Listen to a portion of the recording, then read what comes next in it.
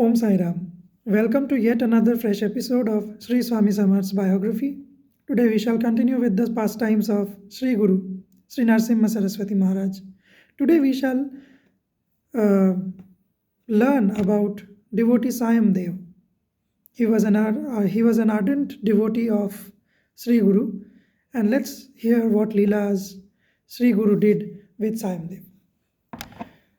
So Sri Guru had given his darshan to this person or devotee Sai Dev at Vasar Brahmeshwar temple. From that moment itself, Sai Dev became a great devotee of Sri Guru.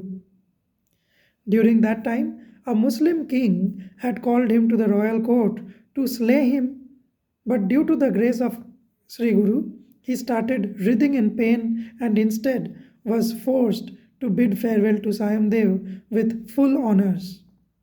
I think you all must be remembering this story because it was covered in one of the previous episodes where this entire incident of the king calling Sai Dev to his court for slaying him was narrated in detail. And at that time itself, Sai Dev had thought of dedicating his entire life in rendering service to Sri Guru. But Sri Guru did not agree to his proposal and instead promised to give him darshan after 15 years. From that day on, Sai Dev had become a true devotee of Sri Guru.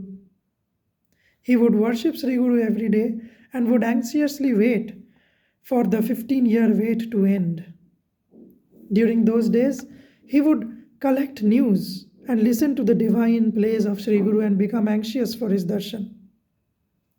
Around the end of the 15-year waiting period, he left his home and went to Gangapur for Sri Guru's darshan.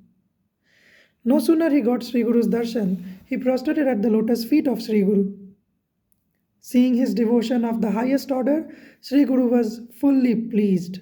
He said, "You are my true devotee. In your family, this tradition of rendering devotional service to Lord Dattatreya will continue throughout. Now immediately go to the Sangam, take bath and return here for taking afternoon meals." Accordingly, Sai Dev went to Sangam, took bath and returned. Then Sri Guru asked him to get seated next to him and inquired about his well-being. Sai Dev replied, "I am staying at Uttar Kanchi. By your grace, I am very happy and there is no scarcity of anything. My brother and sons look after the family business. Now I am free from household duties and hence I wish to utilize the rest of my life by rendering service at your lotus feet." To this, Sri Guru replied, "To render your service to me is a difficult task. I don't reside at one fixed place. Under such situation, can you render service to me? If you desire to do so, then I have no objection because I am always moving. I am not stationed at a particular place. Still, are you willing to do so?" Sri Guru asked him. So, Sai Dev repeated his firm decision and from that moment itself started rendering service to Sri Guru. He would render service to Sri Guru starting early in the morning till Sri Guru slept at night. This way, 3 months passed. Sri Guru decided to test Sai Dev. He took Sai Dev to the confluence of Bhima and Amarja rivers and explained to him the secrets of the path of devotion to God. By then, there was nightfall. All of a sudden, wind started blowing with great speed. A cloud of dust started rising up in the sky. Trees started getting uprooted and falling. Lightning started flashing. Very soon the sky became cloudy and torrential rain started. To protect Sri Guru from this torrential rain, Sai Dev stood there near Sri Guru in the shape of an umbrella. Due to the heavy rains and wind gusts, Sai Dev started suffering from extreme cold. Then Sri Guru said, "Go and bring wood and fire from the mutt and light fire here. In this severe cold, let us warm ourselves. Keep in mind that you walk in a line. Do not look sideways or turn back. Taking the orders of Sri Guru, Sayamdev started walking with great pleasure. It was completely dark everywhere. He was not able to see anything in the darkness. It was also raining heavily. In between, there would be lightning sometimes. It was only in this flash of lightning that he was able to proceed because it was pitch dark completely. This way, by intermittently running and stumbling all the way, he finally reached the mutt. From the mutt, he collected some fuel wood and dry cow dung cakes and the fire, and then he started on his return journey.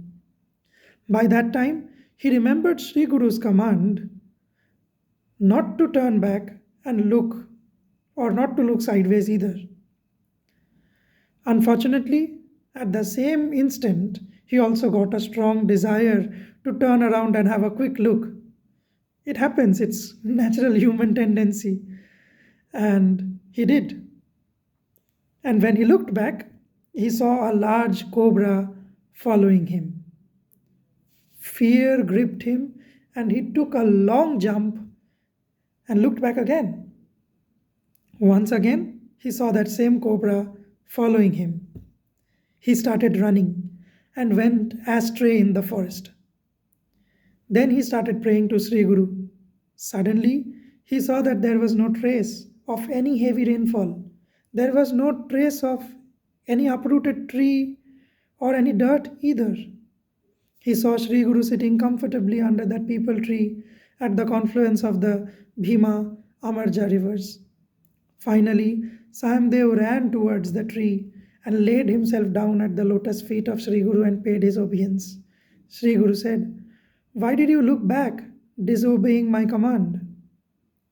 It was only for your protection that I had sent those two cobras behind you." So there were two cobras. By that time, those two cobras came near the lotus feet of Sri Guru, offered their obeisance with bent hoods, and they returned back. So he saw the two cobras coming and prostrating themselves before Sri Guru. Then Sri Guru spoke to him. True devotion to one's Guru is an extremely difficult task. One who serves his Guru with full devotion need not be afraid of anything.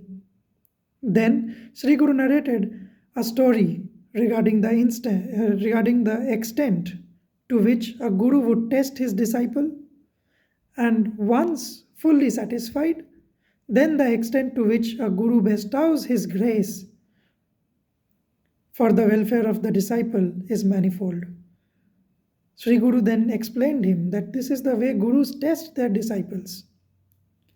And once the Gurus are satisfied, when the devotees qualify those tests, immense grace and mercy of the Guru is dawned upon the disciple. Sri Guru then spoke to Sayamdev, "You are my faithful and true devotee. You are blessed. Go home and bring your family for my blessings." Taking the orders of Sri Guru, Sayamdev returned to his native place Uttar Kanchi and brought his family to Gangapur. Sri Guru placed his bountiful hand on the head of Nagnath, the eldest son, blessed him fully, and said, "He will become a great devotee of mine. Your family will become prosperous with goodness of wealth, and the goddess of wealth, Lakshmi Mata, will dwell in your house. Stay there with your wife and render your devotional service from your home." Seeing Sayamdev's devotion, Sri Guru narrated to him about Anant Vrat. Anant means infinite religious observance. This is the literal translation of Anant Vrat. And he asked him to observe the same. Sayamdev worshipped the infinite. Sayamdev fed the Brahmins and the devotees with sumptuous meals and then ordered his son Nagnath to observe Anant Vrat. Sayamdev remained at Ganagapur with his wife to render devotional service, and his family returned to Uttarkanchi. So, this was the story of Samdev, how he was blessed by Sri Guru, and then he started serving Sri Guru from home. So, with this, I end this episode. See you all in the next episode with yet another story. Om Sai Ram.